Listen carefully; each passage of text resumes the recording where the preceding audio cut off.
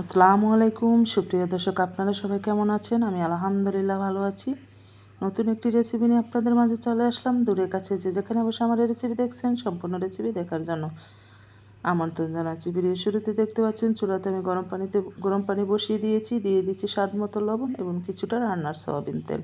এই তো পানিটা ফুটে উঠেছে, এই তো আমি নুডলস দিয়ে দিচ্ছি। তো এটা মোটা নুডলস, আপনারা সবাই জানেন এবং দেখে থাকেন। রেস্টুরেন্ট বা রেস্তোরাঁয় চাউমিন রান্না করা হয়, মোটা যে লুডুসটা থাকে ওটা দিয়ে।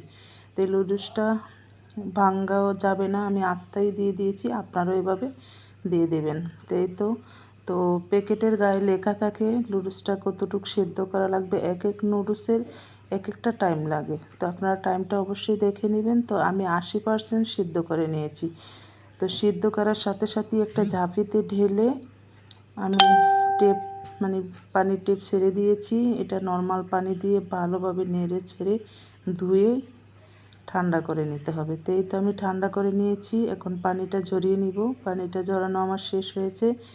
এবার হাতে কিছুটা তেল নিব, তেল নিয়ে আমি আলতোভাবে লুডুসের গায়ে মেখে রাখবো, এতে করে লুডুসটা ঝরঝরে হবে।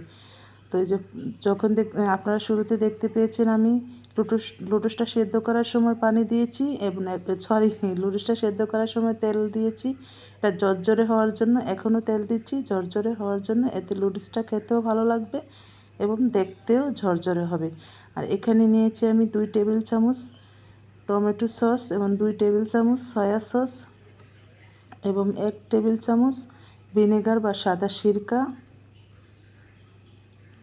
এবং 1 টেবিল চামচ চিনি নিয়ে কিছুটা মিক্স করে নেব। মিক্স করে এখানে আমি দিয়ে দিব 1 টেবিল চামচ গোলমরিচের গুঁড়ো, দিয়ে ভালোভাবে সসটাকে মিক্স করে নিব। মিক্স করে এখানে দিয়ে দেব আমি কিছুটা তেলে রাখা শুকনা মরিচের গুঁড়ো আর কি। তো এটা আপনারা চাইলে স্কিপ করতে পারেন, এটা আমার ভালো লাগে, এটার ফ্লেভার, এই জন্য আমি দিয়েছি। তো এই তো ফ্রাই প্যান চুলায় বসিয়ে রান্নার সয়াবিন তেল দিয়ে দিচ্ছি আর মিহি কুচি করা রসুন দিয়ে দিচ্ছি। রসুনটাকে ব্রাউন কালার করে ভেজে আমি দিয়ে দিয়েছি আগে থেকে মেখে রাখা আদা রসুন এবং জিরা এবং স্বাদ মতো লবণ দিয়ে মুরগির মাংসগুলোকে, বুকের মাংসটাকে আমি ছোট ছোট করে কেটে ধুয়ে পরিষ্কার করে আদা রসুন এবং স্বাদ মতো লবণ মেখে রেখে দিয়েছি, সেটাই তো তেলে ভেজে নিয়েছি। কিছুটা ভাজা হয়ে গেলে আমি এখানে দিয়ে দিয়েছি পেঁয়াজ কুচি। পেঁয়াজটা এবার আমি হালকা ব্রাউন কালার করে ভেজে নেব। এই পর্যায়ে দিয়ে দিচ্ছি আমি কাঁচামরিচ, জালটা আপনারা আপনাদের স্বাদ অনুযায়ী দিবেন। আর তো কুচি করে রাখা গাজর দিয়ে দিয়েছি।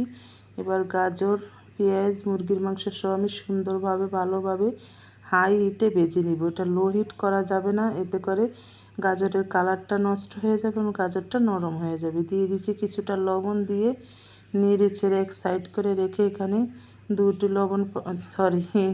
দুটো ডিম ফাটিয়ে আমি দিয়ে দিচ্ছি হালকা একটু লবণ, দিয়েই তো ডিমটাকে আমি জুড়ো করে নেব। এই তো ডিমটা জুড়ো করা শেষ, এবার আমি সবজির সাথে মিক্স করে নেব। এখানে আপনারা চাইলে ক্যাপসিকাম, ফুলকপি বা আরও অন্যান্য সবজিও দিতে পারেন। তো আমি ঘরে থাকা উপকরণেই আমার আজকের রেসিপিটা আমি আপনাদের মাঝে শেয়ার করতেছি। তো এই তো নুডলসগুলো দিয়ে দিয়েছি আর দিয়ে দিয়েছি আগে থেকে রেডি করে রাখা সস। তো এই নুডলসের আসল স্বাদটাই হয়েছে এই সসের ভিতরে, এই সসটা অবশ্যই দেওয়ার চেষ্টা করবেন। তো এই পর্যায়ে আপনারা একটু টেস্টিং সল্টও দিতে পারেন, এতে করে নুডলসের স্বাদটা আরও বেড়ে যাবে। তো এই তো রেডি হয়ে গেল আমার মজাদার চাউমিন, আমি ভুলে লুডুস বলে ফেলেছি, মজাদার চাউমিন। এভাবে অবশ্যই ট্রাই করে দেখবেন, আশা করি আপনাদের কাছে ভালো লাগবে।